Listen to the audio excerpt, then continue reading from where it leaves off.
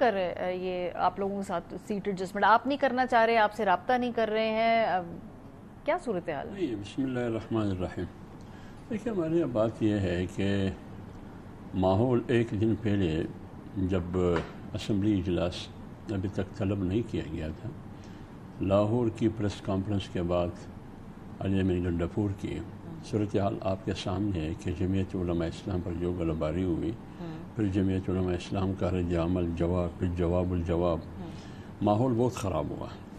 اس کے باوجود جمعیت علماء اسلام نے، اپوزیشن نے جب رابطے کیے، پی ایم ایل این نے، پی پی نے، تو جمعیت علماء اسلام کے سب سے بنیادی پرائیورٹی یہ تھی کہ ہم کیوں نہ اتحاد کے ساتھ اپوزیشن اور ٹریجری بینچ مل کے پی ٹی آئی بلا مقابلہ سینیٹر منتخب کیا جائے۔ صحیح۔ اس میں دو فائدے ہوں گے۔ ایک فائدہ تو یہ ہوگا کہ آپ کے سینیٹرز منتخب ہوں گے، دوسرا فائدہ یہ ہوگا کہ ہارس ٹریڈنگ اور پیسے اور سرمایہ کا راستہ بند کیا جا سکے گا۔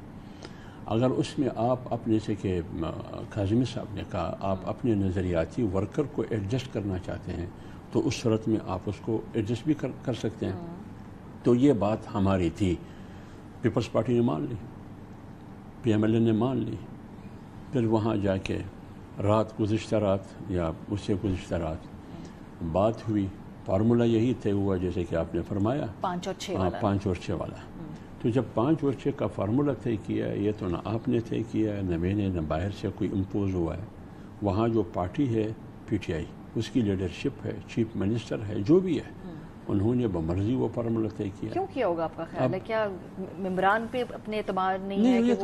یہ تو پی ٹی آئی والے بتا سکتے ہیں۔ گیس کیا ہے؟ کیونکہ دیکھیں ایک حکومت جو اکثریتی جماعت ہے وہ اپوزیشن کو سیٹیں کیوں دے گی؟ دیکھیے تو آپ اس سے اندازہ لگائیں، اگر مجھ سے جواب پوچھنا چاہتی ہے تو آپ اس سے اندازہ لگائیں، اگر ممبران پہ اعتماد ہوتا تو آج وہ جو کڑے ہیں وہ کیوں دستبردار نہیں ہوتے؟ تو اس کا مطلب یہ ہے کہ ممبران پہ اعتماد نہیں ہے۔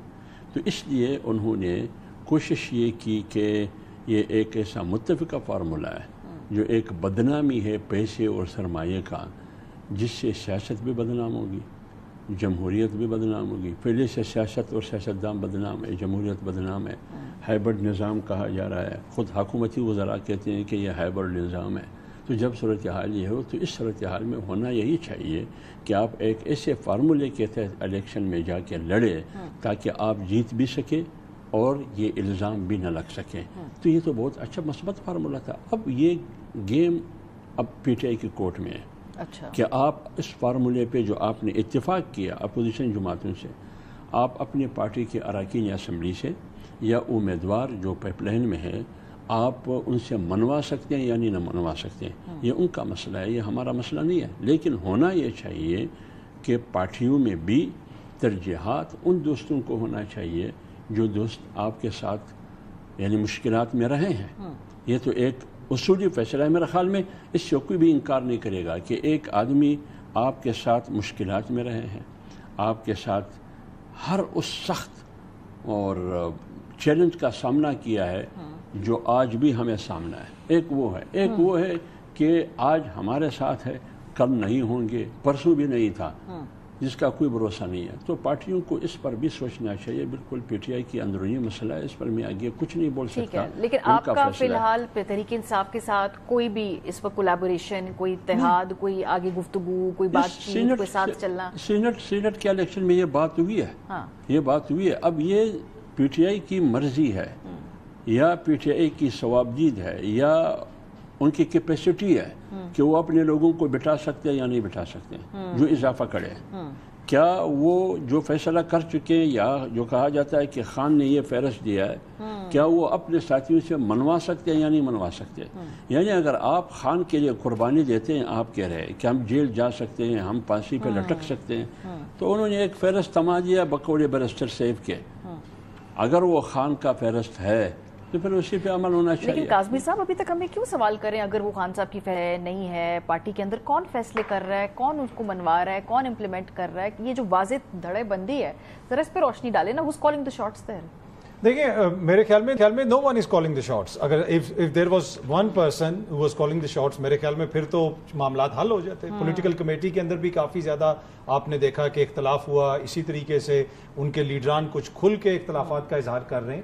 تو عمران خان صاحب سے جب مشاورت ہوئی تھی اس کے بعد ایک لسٹ آئی اور اس وقت یہی تھا گمان یہی تھا کہ اب یہ لسٹ فائنل ہے اور یہ فارمولا بھی طے ہو گیا ہے جب بیرسٹر صاحب نے باہر آ کے بتایا. لیکن اس کے بعد بہت سارے ناموں پہ اعتراض, خصوصاً مرزا آفریدی صاحب کے نام پہ کافی زیادہ اعتراض ہو رہا ہے. مرزا آفریدی صاحب کا نام ویسے اس لسٹ میں بھی تھا جو پچھلے سال 2024 میں خان صاحب نے اپروو کی. وہ ہر پارٹی کی لسٹ میں ہوتے ہیں جی, ہر حکومت میں ہر پارٹی کی لسٹ میں ہوتے ہیں. پہلے ایک پی ایم ایل این کی لسٹ میں بھی تھے ایک زمانے میں. میرے خیال میں جو پارٹی کوئی گدڑ سنگی ہوگی. جی جی, میرے خیال میں جو لسٹ چھپتی ہے تو ان کا نام پہلے سے بیرسٹر صاحب سے کہ ان کی لسٹ میں کیوں ہوتے ہیں. ان کی لسٹ میں بھی ہو سکتے ہیں ایک زمانے میں کھانے شانے بھی کیے انہوں نے. وہی نا, تو میرے خیال میں تو ان کا نام تو پہلے بھی تھا. اب ابھی تک اختلاف ہے اور میں آنے سے پہلے بھی میری کسی سے بات ہو رہی تھی, وہ کہہ رہے تھے کہ ابھی تک چیزیں فائنل نہیں ہیں.